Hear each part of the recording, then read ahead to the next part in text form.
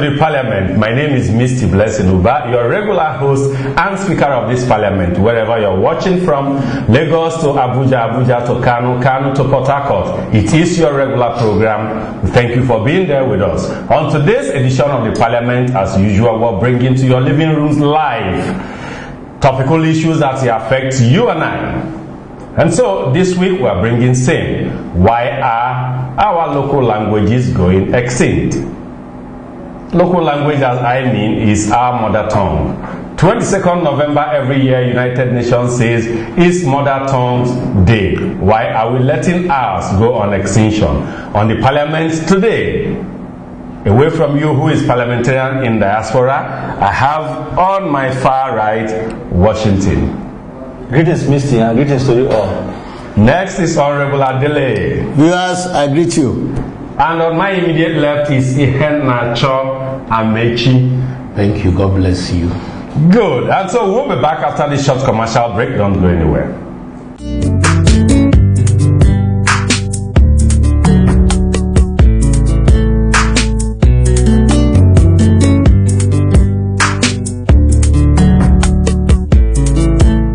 Welcome back. It's still your regular program, The Parliament. And so we go straight into it. Why our language is going extinct. But before we do that, we'd like to write and thank GSR 360 Studios, Nigerian Breweries, Guinness Nigerian PLC, Unilever, and so on and so forth. We'd like to thank you all for being part of this program. Without you, we cannot be here. And so, Washington, here we are today, mother tongue, going into extinctions. What's your opinion on this? Yeah, it's interesting that we are talking about this topic today because UN has been able to identify that about 6,000 languages is going into extinction. So we have to protect our own identities, our own background and our own roots. For me, as an African, I think the first point of our losing our track is colonialism. And we have to now defrag our brain from that colonial mentality to the point that we should understand that if you don't have your own mother tongue, there's something is wrong somewhere. We cannot flow with the colonial masters. Yeah, we agree that our lingua franca as a multifaceted language-based country is English language. No doubt about that and no influence about that, but you have to protect our own language so that at the end of the day, identity should be given to you. Are you Yoruba? Are you Hausa? Are you Igbo? Are you Urhobo? Are you from Sabongida Ora? Are you a Swahili? So it is in our own benefit to keep this language, but unfortunately, we are losing it because we want to be like the white man who doesn't want to be like the Africans.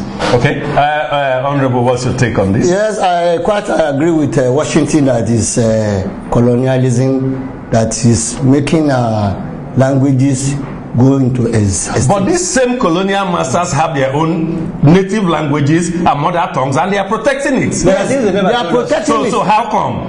They are protecting it because they still believe that by protecting their own, they want us to emulate them.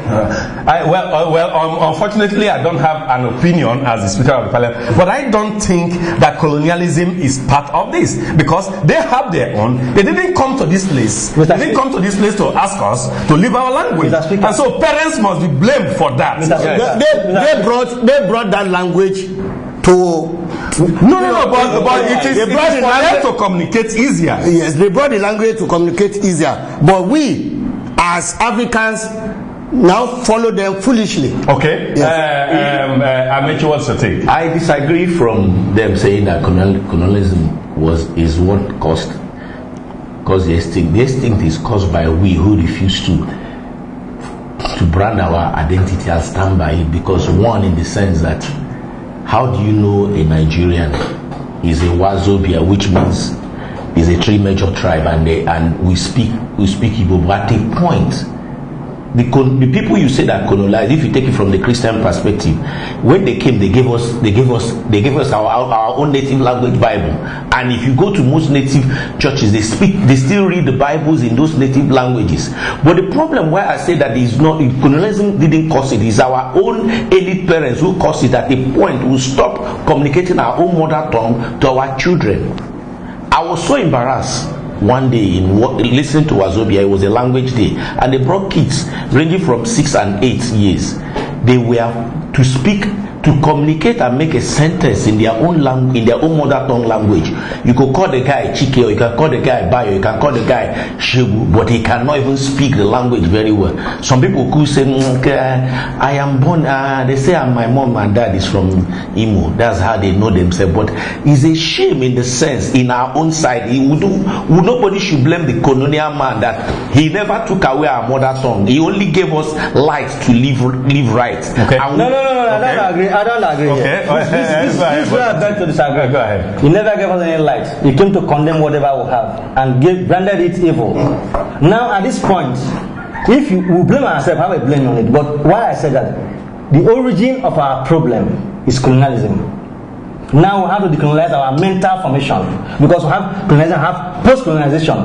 At this point now, people are being, when you speak dialect to your child, it's seen as if, oh, this is a bushman or a bushwoman.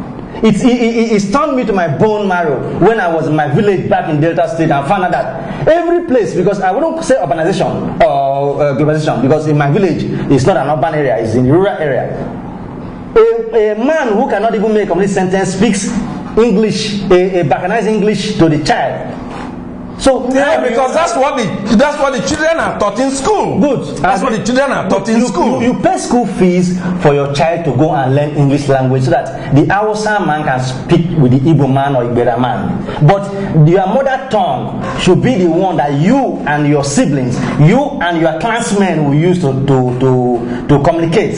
So at this point, we are selling our identities to the Western Hemisphere. No. The point is that when we see by the time you call in the Western Hemisphere, I don't understand it. Is it the Western Hemisphere that has made our curriculum not be able to teach us our languages in school? When I said selling, yes, you are the one who is selling it. I didn't say they forced you to sell it. Okay. Just watch my language. You are selling it voluntarily. You are telling yourself that your language is not worth speaking, and so they are not to be blamed. No. They are not. At the point where you see, let me tell you something. Putin schooled in the Western world, but there is no world occasion he goes to, either UN, that he speaks English. He speaks Russian. Ahmadinejad, the former Iranian president, he speaks his language, but he was a Western brought up, but he speaks his dialect. Yes. This man, may so rest in peace, the Palestinian man, Arafat. Yeah. He was a Western person, but he speaks his own language. So at the point where we are now, we are going to look at what makes you what you are. My name is Washington, based on stories. My name is Washington. Is encapsulated into reasons and history why I am bearing somebody else's name. Okay. Now, okay. Hold on, Amechi. Honorable, why do you think? Do you think our educational curriculum is part of the issues where our local languages are disappearing? Yes, it's part of it, but the greatest aspect of it comes from home. Parents. Yes, from parents. Because even parents, I disagree with you. Excuse me. Even parents now, when their children return from school, they don't want to, speak to them in their own native dialect. Speak to their children. Okay. They encourage them to speak English, and by so doing, they will not be able to, communicate in their own native dialect. So I think the white people that came to colonize us, yes, they've done a very big blow to African society. Okay. Hold on. I keep saying that anybody who is blaming the white man should not blame the white man. We should blame ourselves, because we didn't do the things we were meant to do right. If we're saying, for example, now the white man came in and colonized us, who among us here, we have our grandfather, our great grandfather, what were the things they documented for us? There was nothing.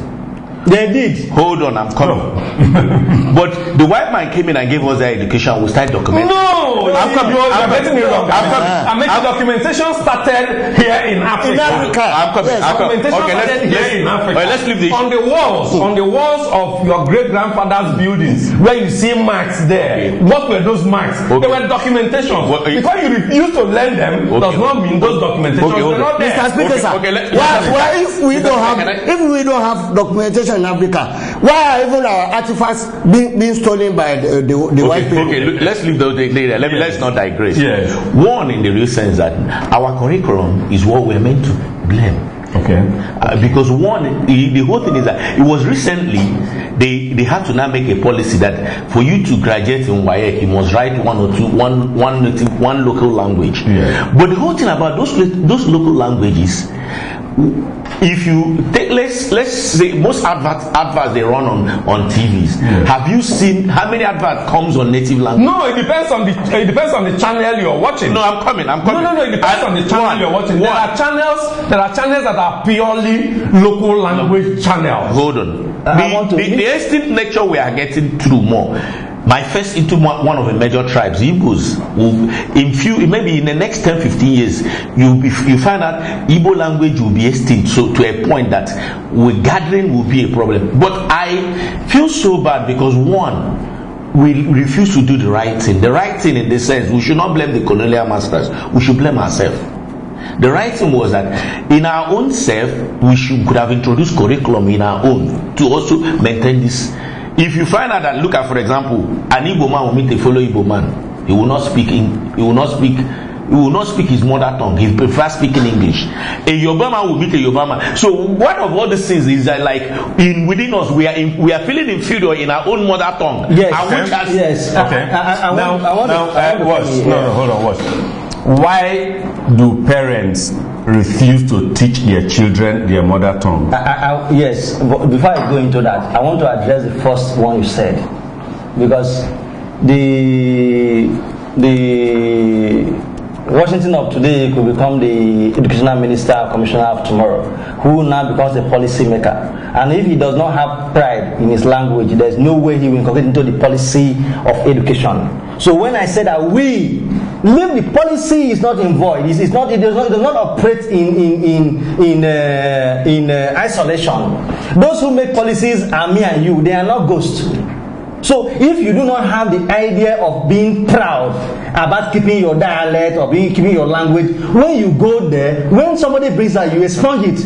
What is all this all about? Okay. So at this point, the people you are saying educational, they didn't make our language a priority and whatever, is me and you, because me and you happen to get there sometime, someday in our life. Okay. That is on that Why side. is it that parents do not teach their children their native languages? Yes, because some of the parents, or most of us that are parents, I beg to myself not to use an offensive language.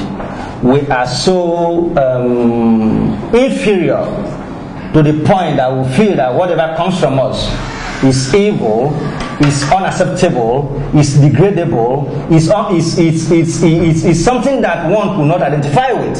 That is why I said that the origin of the trouble is that we are so westernized to the point where we now as a people become an inferior citizen, even in your own community. Okay. Honorable, why do you think parents refuse to teach their children their native? I agree with him that inferiority complex. Okay. Is one of it. Secondly, after colonization, the missionary that came, they have an agenda to lord their own language on African continent. They want to rule us at all costs, and that is why, at the end of the day, the issue of slave trade comes, and Africans are so much dehumanized to the extent that they even lost their senses. They didn't know what to do again. So that's why they no longer teach their children. So everybody now believe that the Europeans' languages are much more superior than our own. Amechi, why do you think parents don't teach their children their mother tongue? One, is that because of the curriculum we have in the educational curriculum. Is it in your house? Children to the school. Is it in your house? Is it in your house? Hold on.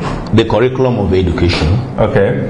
2, they are when we're looking at our social classes. Okay. Our interactions and all that. But one mistake we'll be making is that we keep blaming the government. We also blame ourselves because we are guilty to it.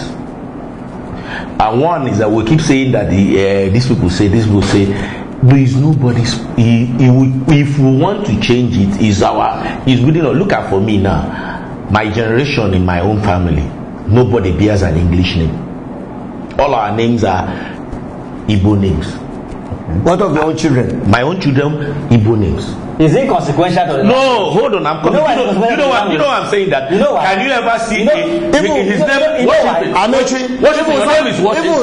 Have you ever seen a man from New York that is bearing Amechi? That is from New York. Amechi, even